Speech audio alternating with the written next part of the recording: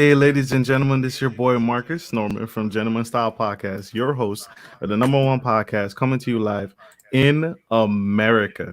And today we have a very special guest, an amazing guest, an incredible guest, a dynamic woman.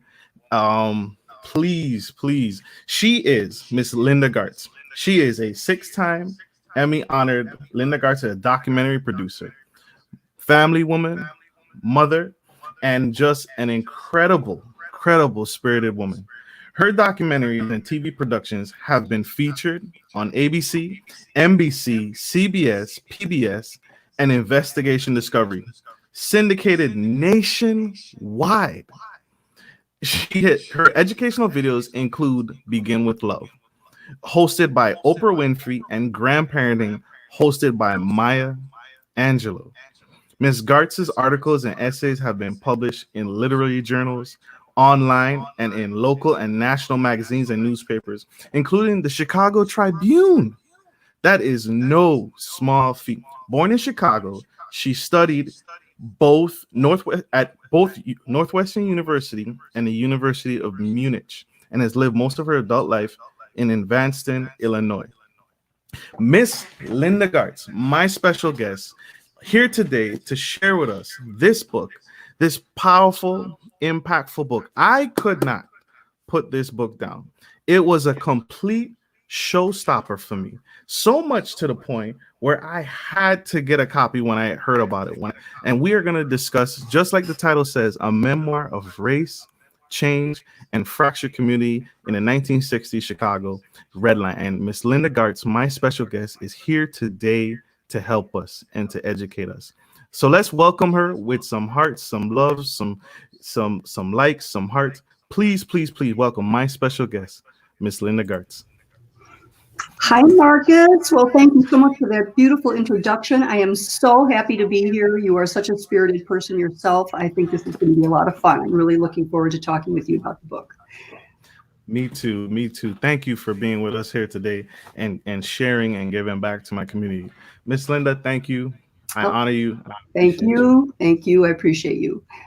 So jumping right in, my very first question I have to ask, how would you describe the book in the simplest terms?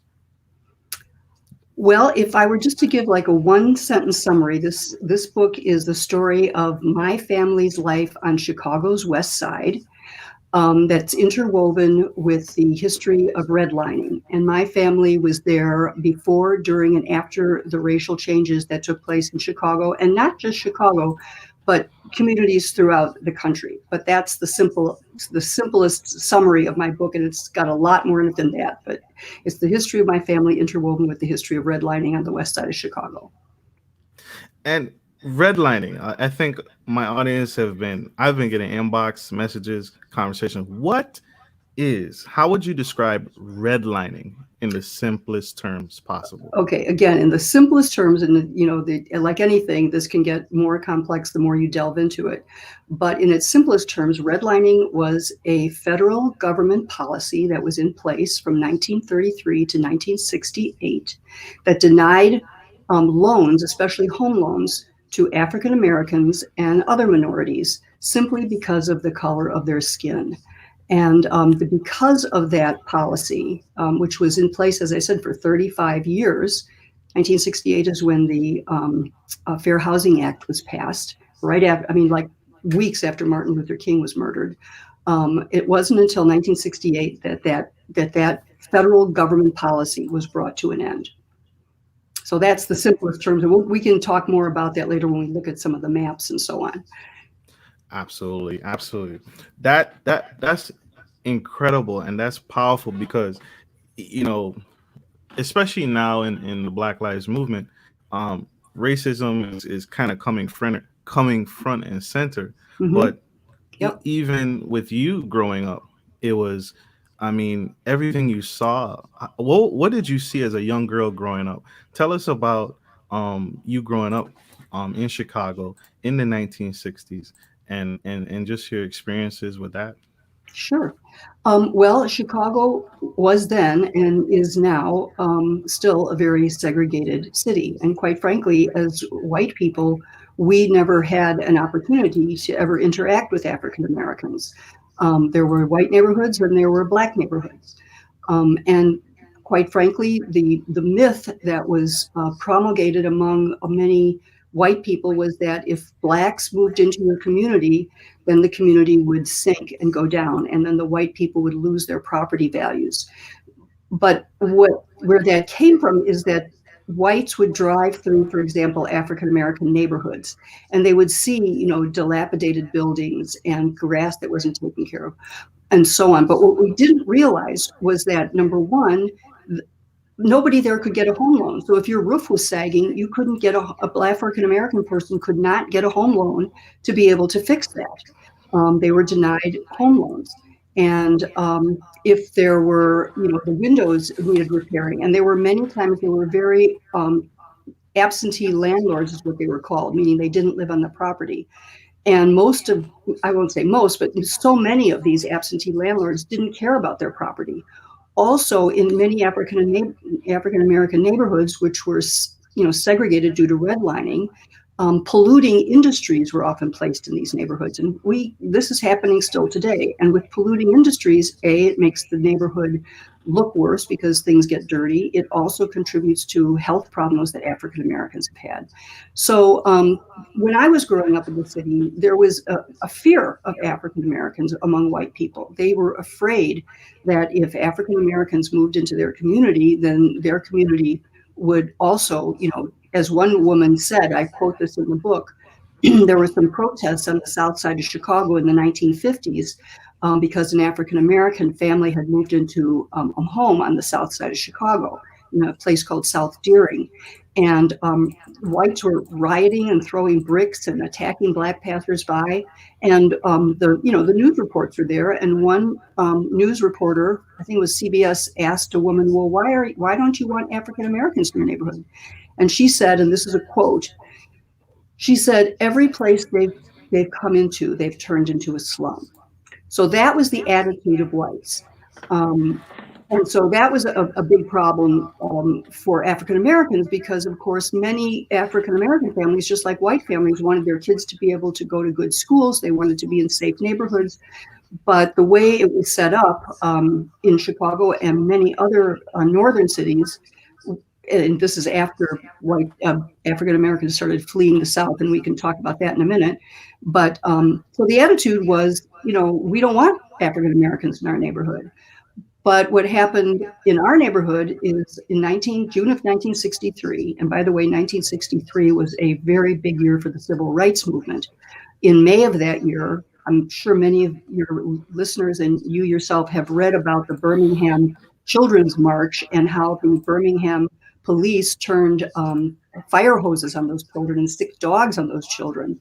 And then Governor Wallace stood in front of the University of Alabama. He was the governor, and he was refusing entry to an African American man. And his stated premise of life was segregation today, segregation tomorrow, segregation forever.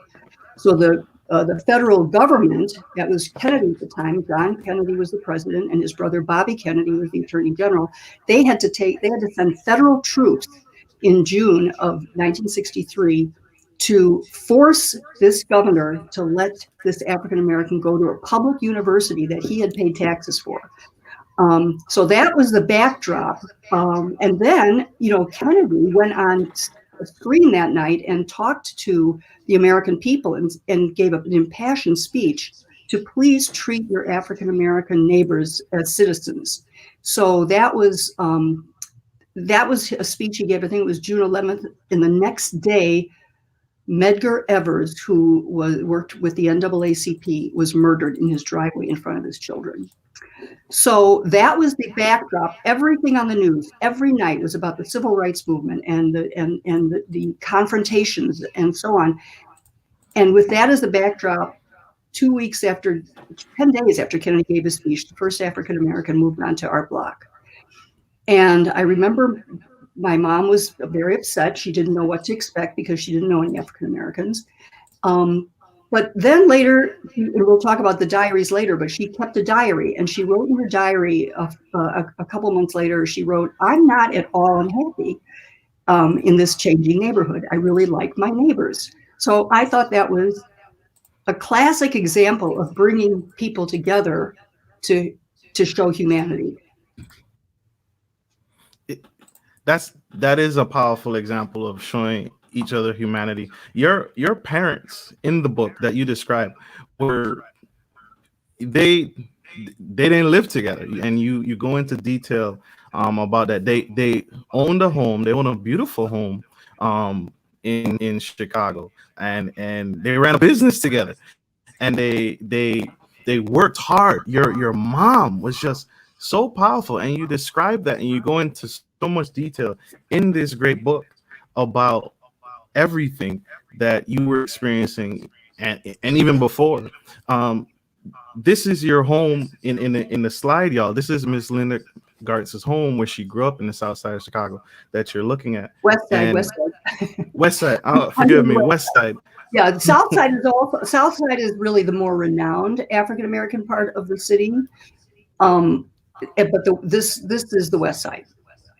This is directly like if anybody has an image in their mind of Chicago, we're on the lake.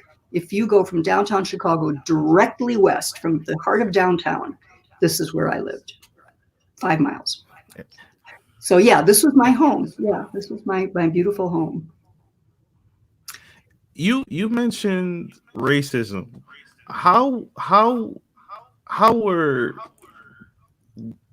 specifically how were people being Black people, African Americans were being violated against?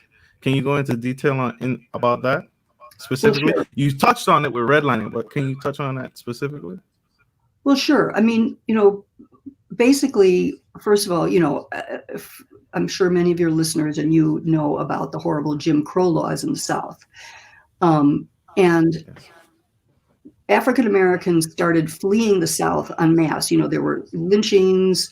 You couldn't even get a Black couldn't get a library card.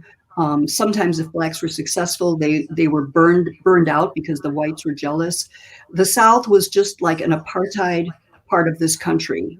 Legally, this was legal segregation. There was segregation, and this was like codified in the laws, how Blacks and whites should not have the same drinking fountains, the same swimming pools, and so on. So I'm using this as a backdrop. We'll take this picture as an example. So African Americans started fleeing the South, in the early 20th century. And this picture that you're showing now is the picture of a photograph that was taken around 1919, 1920 of an African American family that had arrived in Chicago. And for the longest time, nobody knew anything about this family. And then our NPR station in Chicago here did some research, and they found out that this family was fleeing the South because one of the family members was accused of killing a white man. Whether he did or not, I don't know, but he was accused of it, and that was good enough for anybody to lynch people. So they had already grabbed some of the family. They had burned a couple of the young men at the stake. They had violated the women, and these are the people who managed to get away. And that's what was reported in a very famous Chicago newspaper here in Chicago. That was a Black newspaper and still is in existence today, called the Chicago Defender. And that was the only kind of newspaper that African Americans were able to get information about what's happening with Blacks and their race. So here you see how it was actually a headline in the Chicago Defender: family driven from South by a mob. And that's what, you can't read the tiny print under the picture, but that's what it says, what I just told you about them being driven from the South. So I'm giving that as a background. So millions of Blacks began fleeing the South and for the North, looking for, a fairer place to live. Well, the North didn't have codified segregation the way the South did, but it was not exactly welcoming. So whites did not want Blacks in their neighborhoods. Most African Americans ended up on the South Side or near West Side. See, I say I'm on the West Side, but near West Side means they're nearer to downtown, so closer to the lake, but not in the expensive areas on the lake. And then South, and then you can see in this picture here, this is just a portion of Chicago, in a redlining map, which we can talk about too. But you were asking me about how, what happened when blacks came. Well, they were shoved into this very limited housing because they couldn't get out, to live into white neighborhoods. So many times the landlords would divide up an apartment into one apartment that was meant for one family into 4 parts. Sometimes a closet was turned into a bathroom with toilets that didn't work. So blacks were really not exactly welcomed with open arms, although we didn't have, people weren't necessarily lynching them here, although in 1919, we had some terrible race riots in 1919. But anyway, so redlining was alive and well in the North. And as you can see from this map, this is taken from a site that many of your viewers may be interested in. It's called mappinginequality.com. So if you write that down, mappinginequality.com, anybody who's watching this show or anybody at all can go onto this site for free and take a look at the original redlining maps that I mentioned were in place from 1933 to 1968. If we want to go back to that map for a minute, I'll tell you a little bit more about it. But I'd like to see the map that has the images. That one. There you go. Thank you. Okay, so this is a map from that site, mappinginequality.com. The University of Richmond digitized over about 239 maps. These are actual redlining maps that the government created in conjunction with the real estate sector and the banking sector that determined which neighborhoods could get loans, because the banks, they realistically want to know their money is safe. But what they did is they color-coded communities within a city.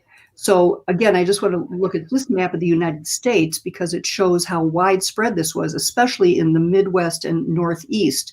But you can see it goes all the way. There's redlining in Miami, Tampa, Jacksonville, all the way to the northwest of Seattle, Tacoma, Spokane, and so on.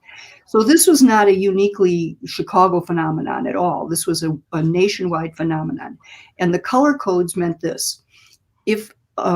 If a neighborhood was considered to be top grade and its residents were all white, it didn't necessarily say all white, but it would say in the description that these were, upstanding residents. And the housing stock was really good and the people made good money. It would be colored green. That meant it was the best. The bank's money would be super safe.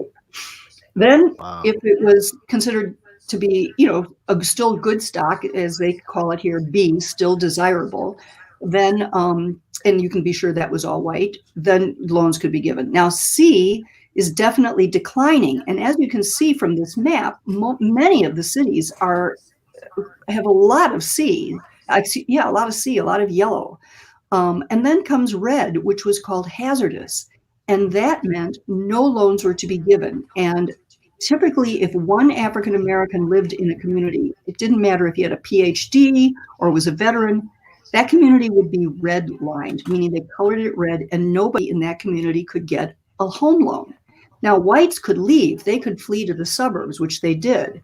And that's where the FHA money went. The FHA, which is the Federal Housing Authority, that's the authority that backs up loans. When you get a loan from a bank, the FHA guarantees that loan. Well, they wouldn't guarantee loans for African Americans. And so they would say, they had in their underwriting manual, it said, inharmonious racial groups should not live together. So that was in their wisdom. They didn't want inharmonious racial groups, i.e. blacks and whites, to live together. And this was a policy in place from 1933, believe it or not, through the Roosevelt administration, because they had to make a deal with the devil to get some other things passed. And then the only reason that the Fair Housing Act was passed in 1968 was because right after Martin Luther King was killed, President Lyndon Johnson at the time was able to push this through because there were riots all over the country, and the Southern Democrats who were trying to block this change in policy, you had to back down because there was so much uproar and rioting throughout the country after King's death. So that's where the redlining comes in. Now, if you want to take a look at my community, we can look at the next map that you showed, which is of Chicago. And again, as I mentioned, on the far right, I can't point to it, but on the far right, there's a little yellow sticker, and that says downtown Chicago. And if you follow that yellow sticker in a straight line west, you see another yellow sticker that says my house. So I was directly west of downtown Chicago. And as you can see, how much red, hazardous, no loans, and yellow there is in this city. So it's interesting to me to see how most cities were really, like our neighborhood was called definitely declining. Let's take a look at the next one, which is a close-up of my neighborhood. The map that shows a close-up of the area where my house is. That area, there you go. Now we have a beautiful park. Actually, I was just in this neighborhood last Friday. I was going to go to the beautiful conservatory at that funny little rectangle park there. It's like a rectangle with the square sticking out. That's Garfield Park. And I lived where the orange arrow is. And you see those X's mean it was a commercial district. Well, one thing I would say that I never would have thought that my neighborhood was considered definitely declining, as the yellow shows, is because we had a vibrant commercial district. I mean, we had multiple clothing stores, restaurants, 2 bakeries, hardware stores, paint stores, dime stores, which don't exist anymore. But it was like a small town. You could get anything you wanted. And, so getting back to your question about what was it like growing up in this neighborhood, it was a delightful neighborhood when I was a kid. Those were the days of what they call now free range children, meaning that your parents weren't hovering over you every second. So, our moms, we'd go out, and run around all morning, who knows what we were doing, and come home for lunch and then run around again. This is, of course, in the summer. In school time, we'd go to school and come home and maybe play after school and then do some homework. But it was a delightful neighborhood. So the house that we lived in, that you showed the house before, if we want to go back to the house picture, we don't have to. I can just talk about it. The thing about our house, my parents bought that home. It was a graystone 2-flat. Graystone is very typical Chicago building. They're beautiful buildings. And and at that time, there you can see it. At that time, I don't know if you can see this, but the windows at the top, the windows were leaded glass. Now, since then, those have either been literally stolen. I mean, sometimes people would come at night and they would literally steal a part of your window because they knew they could sell it. People, some bad actors, criminals would come at night and cut out the window. It's unbelievable. But we had my dad's idea was that he wanted this to be a rooming house. His parents, my father's parents, settled in this neighborhood, West Garfield Park, in 1912. So they were immigrants to this country from what is today Romania, but they were ethnic Germans. They spoke German. They had this, a German culture. But they didn't have a high education, but they were very smart, and they were willing to work their butts off and save everything. I mean, I don't know anybody today who knows how to save like they did. I mean, they saved at one point 75% of their salary. Now, to be fair, they eventually became janitors, so they were able to get housing probably at no cost because they managed buildings as well as being janitors. They were the people that would rent the buildings and so on. But that's how they saved so much money that they were eventually able to buy their own homes and become landlords themselves, even as they continued their work as janitors. And so that was the kind of upbringing my dad had. Now, my grandmother, who only had a 4th grade education, was determined that all her sons would go to college. So that was another reason to save. So my dad went to a community college first, and he eventually graduated from what is today known as IIT, Illinois Institute of Technology. But his upbringing was that of a working class person, right? He worked with his dad. They shoveled coal. We had coal burning furnaces. They had to, wheelbarrow coal in and shovel it into the furnaces so it would heat the buildings. It was super cold. They might have to go down at 2 a.m. and refill them. They had to shovel all the walks, and you can believe me, that was done perfectly. So they really, you're in Virginia, so it doesn't have that much snow there, but we could get some pretty big snowstorms here with a lot of snow. And my dad kept a diary too, and he talked about in his diary how they would, shovel all the snow in the evening, then get up at like 6 a.m. to shovel again because it was snowing all night. And then he would go to school and bring his work home. But he always had work to do around the house. So his idea was to turn this into a rooming house. So what he did, in the second floor, he transformed it into 5 sleeping rooms. This is sort of like what I told you that other people had done. But the difference is that my parents were absolutely meticulous about upkeep. My dad, having been raised as a janitor's son whose job it was to make sure everything was clean and perfect, I mean, they took care of everything perfectly. So they had 5 sleeping rooms in which were rented to only men, because it would not be very moral to have women in there too. And then the back part of it was it was like a small apartment. So there was a kitchen, a bedroom, a bathroom, and what would have been the dining room now is a living room with a pull-out couch. So a small family could live there. And then he had this brilliant idea about putting 3 apartments in the basement, which my mother was violently against. But he was just determined. I think he wanted to impress his parents. And he went ahead with that. I don't know how he convinced her, but he did persuade her to do it. And then that was at the time when he had to travel. He got a job traveling. So he was traveling like 6 months out of the year. In the winter, he'd be gone for sometimes 5 to 7 weeks, the worst part of the winter. So she's shoveling coal. She's shoveling snow. She's taking care of little children. She's taking care of 11 tenants. While your husband's away. While her husband is away. While her husband is away, she's doing this all herself. And when they first moved into the second floor, that's where they first moved.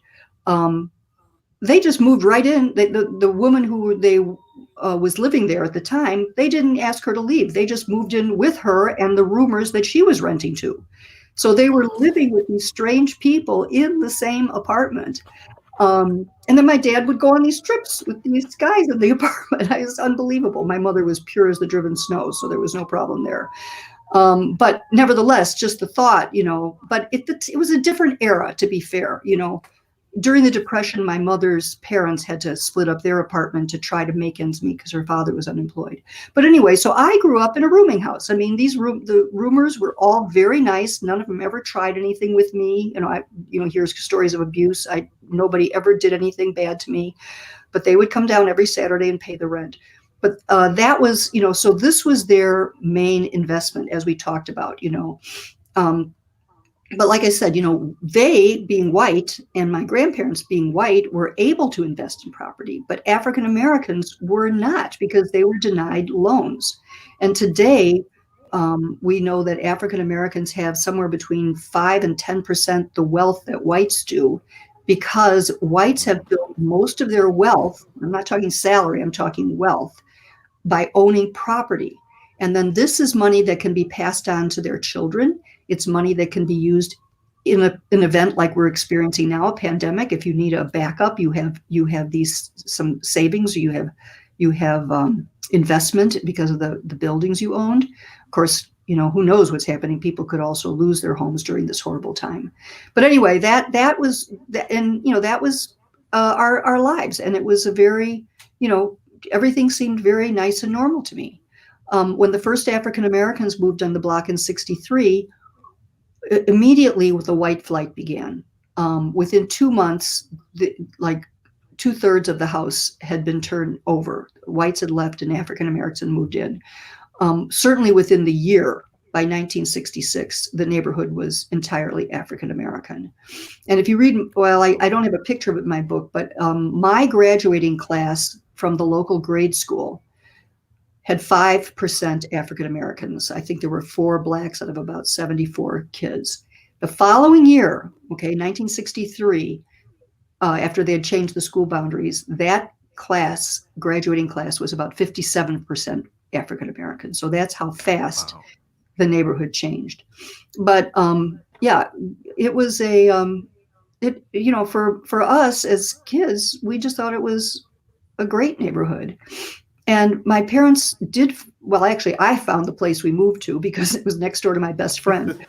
Um, but yeah, they weren't looking, but then I saw this house next door to my best friend, just directly 5 miles north, was for sale. It was a fixer-upper. We went, but a really pretty home. And we went and looked at it, and everybody kind of fell in love with it. The idea of not having to live with tenants for the first time in our lives was something that really, and it was just a beautiful home. It had lots of space. My dad collected lots of all sorts of junk. And so we being, we kids were like, I was a senior in high school. My brother was in college, but we all were going to school locally. So we all pitched in, we painted. My brother spent like 3 days without sleeping painting the basement. I stripped off wallpaper, we plastered, we painted. We put in the sweat equity. And while they did not sell their houses on the west side. So not only did they have this big new house to take care of and fix up, they still had the 3 apartment buildings on the west side, which they did not sell. All maintained under your family. This y'all, please like, share, and subscribe. You're not gonna get this kind of value. This impactful woman, Miss Linda Gartz, is here sharing and giving back. That's powerful to me. This book took me on an emotional roller coaster. But by the way, you can get this book on Amazon and most Barnes and Noble and most. Oh, not Barnes and Noble. They forgot to do their duty. But anyway, Barnes and Noble. Yeah, I'm sorry. They should have been able to have it. But go ahead. But it's like, yeah, go ahead. Sorry. But you're fine. This book, it was worth every page. I finished the book in a day. And everything Miss Linda shared with us today is in here. It was impactful and it's insightful. I could not turn it away. I could not put it down. Everywhere in my home, I took the book with me, and I was determined to read it. Okay. You're making me blush. I have to be honest. My audience, you're a servant like me, and this book, because I wasn't aware of redlining. I wasn't aware that we were treated that way. Your parents, you discovered something. You mentioned it. You say your family was a hoarder, but you discovered something very unique in your parents' home. Can you tell us about that? Can you share what those was? Yeah. This is actually what inspired me to write the book. Well, it was a startling event for us. After my mom died in 1994, and my brothers and I were. Yeah, thank you. But we all got to go. But that was too early for her. Anyway, so she passed away in 1994, and then my dad had passed away earlier. So my brothers and I were going through the house I described to you, that the newer house that we had purchased, and we were separating trash from treasure. You know how you do. This is junk, throw it out. This we have to keep. Well, in the attic we found gold, and by gold I don't mean literal gold, but gold of family history. We discovered that my parents and grandparents had saved thousands and thousands of pages of letters, diaries, documents, photos, you name it, they saved it from like 1910 until my mom died. And the other interesting thing is everybody's loved to write. I mentioned my grandparents only had a 4th grade education, but both of them kept diaries of their trips to America, written in German, so I had to, deal with that, which I'm a German major, so I could read it, but I couldn't read the handwriting. But anyway, this is a little tiny portion of one box, and you can see the diaries I've opened, and the upper right-hand corner is a picture of my dad from, I think that's his high school graduation. Down in the middle lower, that's my husband and me back in the 80s. And then you see, you can just see that you can tell by just glancing at some of these pictures how old they are. So we've decided that what we would do is we would divide it up into bankers boxes based upon who the article or item was related to. So we had a box for my dad's parents. We had a box for, there we go. We had a box for my mom's parents, for my mom, for us, and so on. So then we ended up with 25 bankers boxes, and here is a picture of them stored in my garage. And I still have them in my house and garage. I'm thrilled to say that they are going to be donated to the Newberry Library, which is a wonderful research library here in Chicago. So they won't be thrown away. They will be able to be used for research for, as long as there's civilization, this library will be there. If we all go to, whatever. Yes, we will. But anyway, so we put it in these bankers boxes. I shoved them into my garage for a long time while I was raising my two boys. And we made a spreadsheet of these because there was so much stuff. We wanted to have a way to keep track of it. And if you have that image of the spreadsheet, you won't be able to read it closely, but it'll just give you an idea of how we tried to keep track of these things. This is one page of about an 8 or 10 page spreadsheet. So we, in the first column, you can see is the number of the box, and then is the date and the person that it refers to, and then just a brief description of what's in there. Not like if my mother might say my mother's scrapbook, but it won't give you everything that's in the scrapbook. But anyway, this was a tremendous help for me in being able to go through these items. Well, anyway, those things stayed in my garage for many years. And then somewhere around 2002, a little nagging voice said to me, what I have to read what's in there. So I started out, I have 300 World War II letters. These are letters written to and from my uncle when he was studying to be a navigator for a B-17 bomber during World War II. And so these are about 300 letters that go back and forth between my uncle and his family and friends.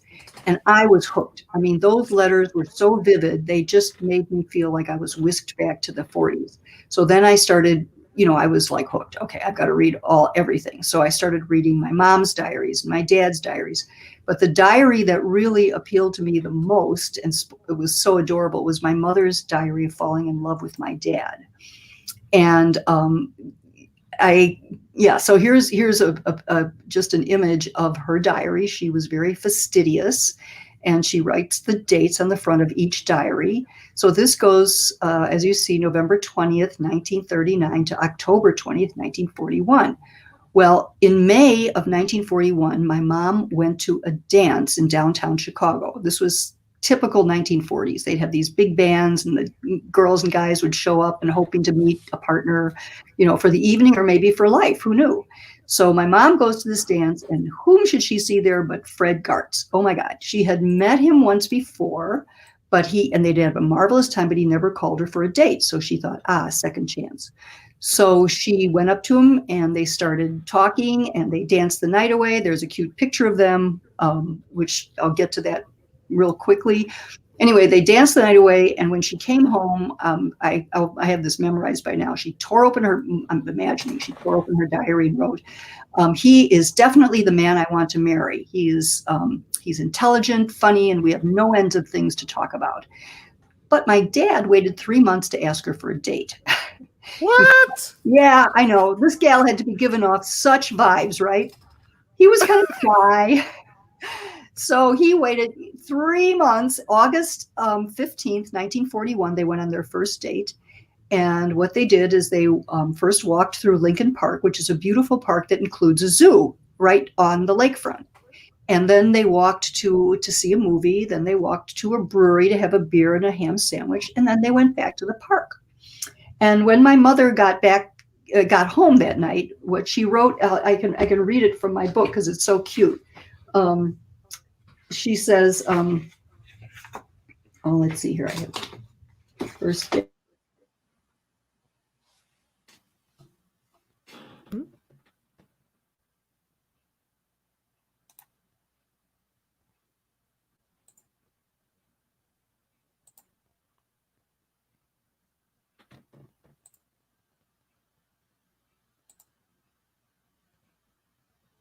Miss Linda, you're muted. Maybe I must have accidentally hit something. All right, Nope, where did now I we can go? hear you. Okay, sorry. I think I accidentally hit the mute button. Fine. So we kissed for about an hour and a half. Did you hear that already? No, we Oh, right when you was looking for the diary. oh, okay. All right, I'll start it again then. Okay, so my mom comes home and she writes this. I think we both knew why we went back to the park. We sat on a bench hearing the lions roar and the quacking of a duck. Oh, it was heavenly. He knows all the little innuendos of kissing, and I ain't so bad myself if I do say so. We kissed for about an hour and a half, right? Could you imagine any kids today kissing for an hour and a half without going farther? No. No. These weren't kids. They were like in their 20s. Tonight was like a page from a storybook, and he definitely is the man I want to marry. Dear God, please let it come true. So obviously she is smitten, and these kind of entries go on and on for like a year, of dating. They're just dating most of the time. She does get mad at him when he doesn't ask her out for New Year's Eve, but then she forgives him. And somewhere in May, he actually finds his voice. And I don't know. Do you want me to read that, or do you want to go into something else? Please, Okay. please read. Can you read that for us? What? Okay, so this is what she writes when Dad finds his voice. Fred told me at 2:30 a.m. Sunday, May 17th, really that he loves me. One split second before he did so, I murmured, "Je t'aime," which means I love you in French, which of course he did not understand. Ever since then, we have been happier than ever before in our lives. Fred tells me the nicest things, that he loves me more all the time, that I get sweeter as time goes by, that he's never loved anyone like he has loved me, that he's wanted many things badly in his life, but never anything half so much as he wants me. We have never had an argument since our first date, August 15th, 1941. So if we won't be happily married, who will? By the way, gentlemen who might be listening, there are some good lines there for you to remember with your girlfriend, right? And he meant them. So yeah. So the thing that happened, however, that I thought that's a very sweet. If we won't be happily married, who will? Well, by the time I was a teenager, my parents were definitely not happy. My mom was screaming at my dad. My dad was retreating. She was furious because, it finally all congealed about all this responsibility that had been dumped on her while he had been traveling. Not that he didn't work. He worked very hard. He would come home from his day job, take off his suit and tie, and put on work clothes and work till 1 a.m. So he was no sloth, but he really did put an undue burden on her. So that was one of the reasons I wanted to read through these diaries and letters, was to try to figure out what had happened to their relationship, and at the same time try to figure out what had happened to our neighborhood, which is how I, learned about redlining, which I've already, talked about. But they were, it was a tough time when I was a teenager and young adult. My parents were very unhappy, and that made me very unhappy. So I was using this posthumous opportunity, and now my husband says we want to get them back for a seance because I had so many questions from my mom and dad, like, why they made the decisions they made. And then on top of all this, my mother's mother, I called her Grandma Kay, lived with my parents from the time 10 months after they were married. My mother invited her mother to live with the newlyweds because he was very despondent after my mother's father had died. So my grandmother was despondent. She lost her husband. They lost their home to foreclosure during the Depression. She lost her daughter to marriage. So, she thought, so in comes Grandma Kay. And basically she lived with them for a while off and on, and then pretty permanently for like 15 years. And she was seriously mentally ill. And that mental illness had a big impact on my parents' relationship, because this woman was really needed to be in an institution. And she was actually, when she went to for a mental evaluation, the doctors went to the courtroom and said she's a proper person to be in an institution. But my mother didn't want to send her to an institution. So she lived with us as she got really more and more mentally unstable, and that was a real hardship. And my mother was between a rock and a hard place as an only child, So I empathize with her, but at the same time, I feel like she should have found a place for her mother much sooner. But you can put her foot down. Pardon me? Put her foot down with her husband. Well, he had to put his foot down with her. Right. Both ways. I mean, both ways. Both ways. Yeah, both ways. She needed to put her foot down about him, get a job in Chicago, don't be traveling. And he needed to put his foot down and say, this woman is wrecking our marriage and our home life, meaning the grandmother. But, this is the life they lived. I can't, they're dead. I sometimes wish I could go find them and talk to them and say, why did you do this? But, they lived a life. We all live our lives. We all have troubles. They raised good kids. They taught us a lot of the values that we have today, which includes compassion. Right. That's powerful. All of this, y'all, please like, share, and subscribe. This is Gentleman Style Podcast coming to you live with Miss Linda Gartz, talking about her incredible book, Redlining. And she goes into detail about this, y'all. She goes into very specific detail about Grandma Kay. Grandma Kay played a very unique role in that family dynamic. Miss Linda Gartz goes into great detail. During that time, the United States had just discovered electrifying the brain, ECG. Yeah, electroshock therapy. I think I think it was EST. Anyway, it was what they call today's shock therapy. Therapy. Shock. Yeah, that's the common usage, but it was called something more scientific. But everybody understands what that means. And it was traumatic. And imagine going through that. Miss Linda, what do you have in store for us? What do you have? Are you able to share what you have for our audience today? Well, in writing this book, at first I didn't know what the focus was. That was the hardest thing. I had all this material, literally. I mean, I spent literally years going through it, keeping track of it, making spreadsheets, trying to figure out how I'd remember quotes that I wanted to use. So I started out, I didn't know what the focus should be. I knew I wanted to include the racial change, but I had this sprawling family history that I could tell. I could literally have written 50 to 100 different books depending on what focus I wanted to take. What's the life of a janitor? What's it like to live in a rooming house? All those kinds of things. So I just decided to put everything in that I thought I liked and was important. And I ended up with 135,000 words, which would be like about a 700-page book. So I knew that was impossible. So I found an editor and I asked her to please read through this tome and tell me what she thought did not fit and what would be the best focus. And she started going through, didn't make any corrections or, grammar or anything like that. Just like, okay, this part about your grandparents in Romania, get it out. Too much detail. I had 40 pages about my uncle in World War II to begin with. Now it's like a 3 or 4 page chapter. So, we just whittle, because she said, that's important to your family, but all the detail you put isn't necessary.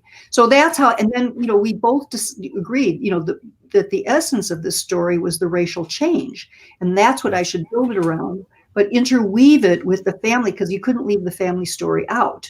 I mean, I wanted to tell the family story. I wanted to find what happened to my parents. And I wanted to write a book that would speak to other people, because every family has problems.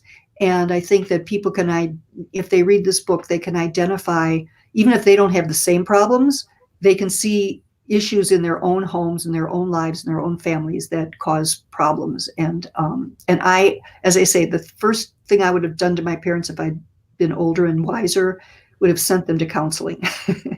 I mean, don't be afraid of therapy. I mean, it's so important to help people get a grounding and feel better, I think. And even if my dad would have refused to go, I would have said to my mother, you go to therapy because you need to figure out how to deal with everything you're dealing with. emotionally and so on. Yes. So yeah, so that was so my point in saying what's next is I have like 35,000 words of work that I really worked very hard on and really made good writing. So what I'd like to do, I'm hoping, is to maybe create a book of essays. Or the other thing I'm thinking about, and whether I get to it or not is interesting, is just writing a book just about my mother and what it was like to be an ambitious, smart, determined, hardworking woman when all she puts on her income tax that she completely did was housewife. She was so much more than a housewife. She was more. Nothing wrong with a housewife. Fine to be a housewife, but my mom was a businesswoman and really, really very strong and able to handle so much. But you had mentioned earlier, Marcus. Yeah, I did want to because I interrupted you. I'm sorry. You're fine. Today and for a few days, the ebook of Redlined is going to be on sale for 99 cents. And most of you probably might use Amazon. You have to get it, through a place like Amazon, Apple Books, Google Play, and this Kobo. I'm not familiar with Kobo, but anyway, on those 4 platforms, you can get the book for 99 cents. Oh, here he's showing up a picture of the page, and you can see the price has been reduced from $9.99 to 99 cents. And if you look on the right side, it says "Buy for others." So you could, for the price of one regularly priced ebook, you could get 9. So think about it as early gifts. And when you buy it for others, you can say when you want it delivered. So you could have it delivered Christmas Eve or whenever. So just a thought. I hope if you're if you want to be able to read it, it's a great deal, and you could share it with your friends. So I hope you do. That's an incredible deal, y'all. You heard it live and direct from the author herself.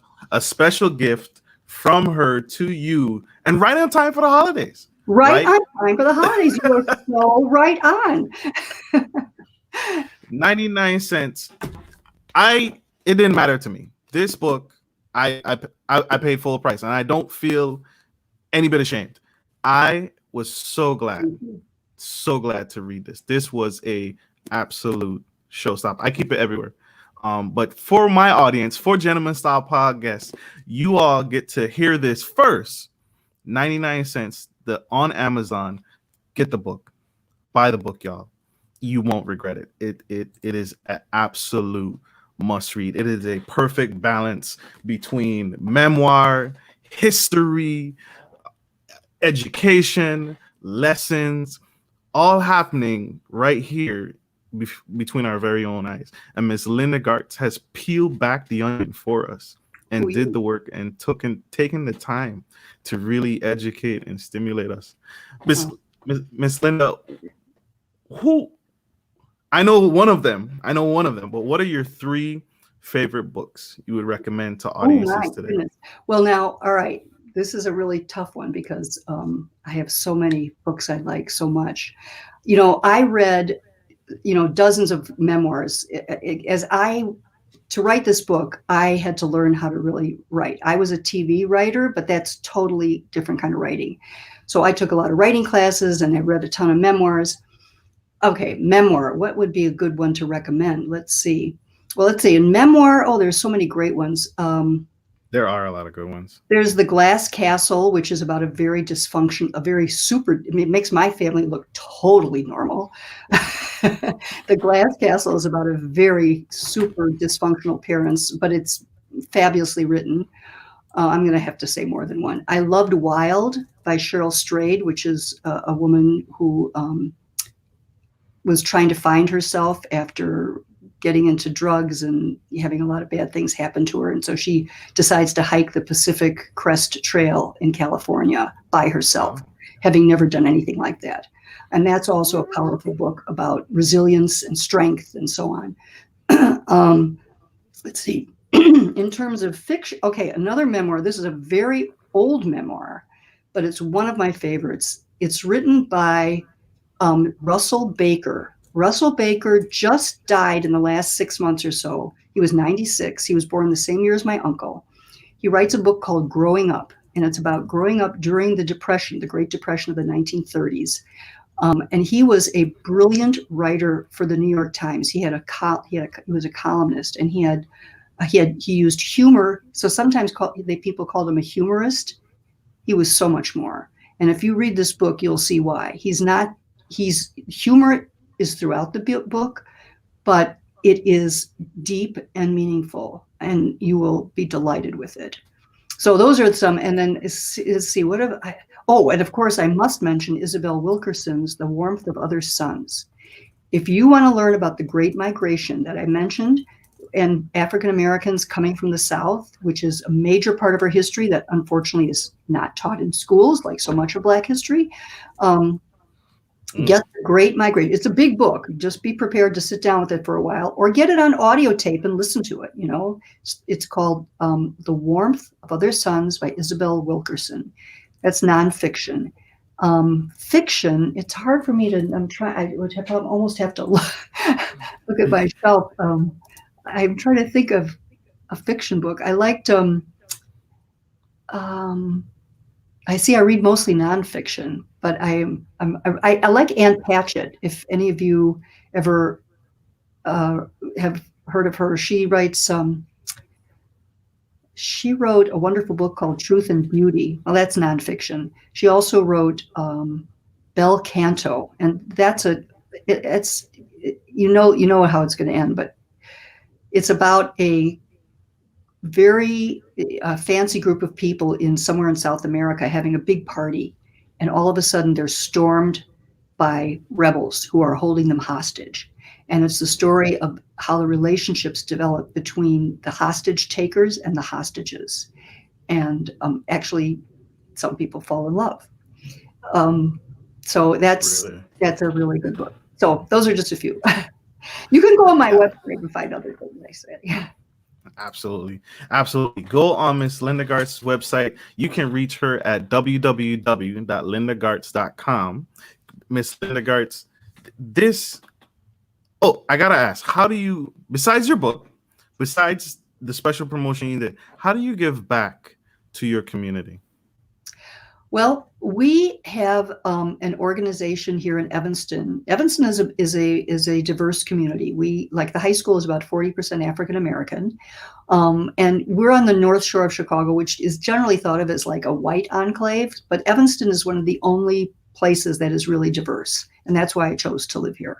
So we have a wonderful organization here in Evanston called the Evanston Community Foundation, and I like to give to them, to donate to them, because they have their finger on the pulse of the needs of Evanston, whether it's, a homeless shelter, or whether it's, moms who need help, or need help with learning how to breastfeed, or learning how to read to their kids. So that's one of the main things I do. And I've just started something that's called a donor advisory fund, which is going to allow me to, give to lots of different organizations. And that's what I just plan to take a look at all the organizations that are doing good things for our environment, and for social justice. And I want to, donate to those. And then I hope to someday be able to help something more on the West Side. I think the West Side it's still a broken place. I'm sorry to say, 52 years after King's death and the riots that consumed it. On the very first page, the homepage of my website, I have a video book trailer. And at the start of that video trailer, you will see the conflagration, the fires raging that came as a part of those riots and basically burnt out most of the West Side. So that was sad. And it still hasn't come back 52 years later. It's bad. That is bad. So, Miss Linda, how can my audience reach out to you? How can they connect with you? How can they connect with the movement? You're an entire movement. You're changing the world in so many positive ways. Well, my audience get a hold of little things. I feel, and I'm talking about giving. I mean, one of the things I feel like it's not so much about selling books. Frankly, I'm never going to make the money back. I hope you do buy a book, but I'll never make the money back for the time and effort and money I put into this book. So that's not my goal. My goal is really to, like you said, Marcus, that you hadn't heard of redlining. You are not alone. I would say most of the young people I talk to, by that I mean, by young, I mean anybody under 50, most of them haven't heard of redlining, black or white. Now, if they're in real, people are in real estate, they know. So I feel like by sharing this information, that's really important to raise people's consciousness about what has happened and to help us understand, why we see these protests, around George Floyd's murder. And, why, what's happening today with COVID and African Americans. African Americans are dying at twice the rate of white Americans from COVID because they live in these segregated neighborhoods where pollutants have been placed, where they have lower education opportunities. And, so they have underlying health conditions. They have no good food. No access to health care. Pardon me? No access to not as great access to health care in many cases.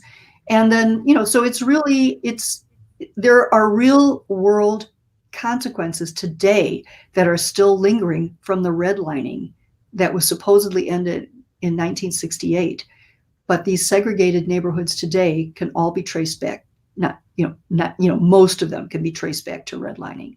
So that's another way I feel, by doing these kinds of things, I can give back, and by helping to educate people about what happened and let them learn about a family that lived through it.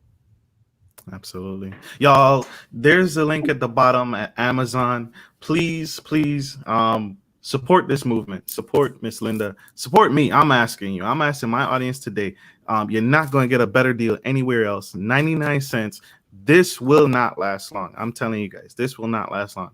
No. Click on the link, tune in, get the book, read, and stimulate and take it and move with it. Don't just take this information today and do nothing with it. It was impactful to me. I'll say it. It's a life changer. It changed my life. You are just amazing. Can I say I love you? I love you too, Miss Linda. I love your enthusiasm and your you just bring so much joy to this. I have to. I can't talk about it enough. Get the book, y'all. Get the book. Miss Linda, any closing remarks, any final nuggets from my audience that you want to leave with us today? I would just say, I do hope you read the book. If you do read it and do like it, I hope you will go to Amazon and leave a review. You don't have to write, an essay. All you have to do is a couple sentences is needed. But that's very important because, those reviews let Amazon know. I mean, one of the reasons I was able to get this deal for 99 cents is because of that I have, a lot of very good reviews, and I need as many as I can. So that would be great. And also just, right now, with after the murder of George Floyd, there's been a lot of consciousness raising, and people are much more aware. I've seen more white people trying to understand racial issues. So, use this opportunity to educate yourself. There's just all you have to do is Google, racial inequality, or how can I learn more about race. There are so many good books out there. That would be informative and, let you know what you can do. Absolutely. This is powerful, y'all. Miss Linda, I'm not going to take up any more of your time. I could stay here all day. I'm not going to, but I could. Yeah, my husband's going to make dinner for me. Exactly. We want to get you to dinner on time. Miss Linda, I adore you. You are impactful. You're changing lives. You're helping change the community. I thank you so much for everything you're doing. Thank you for having me. And, let's keep in touch.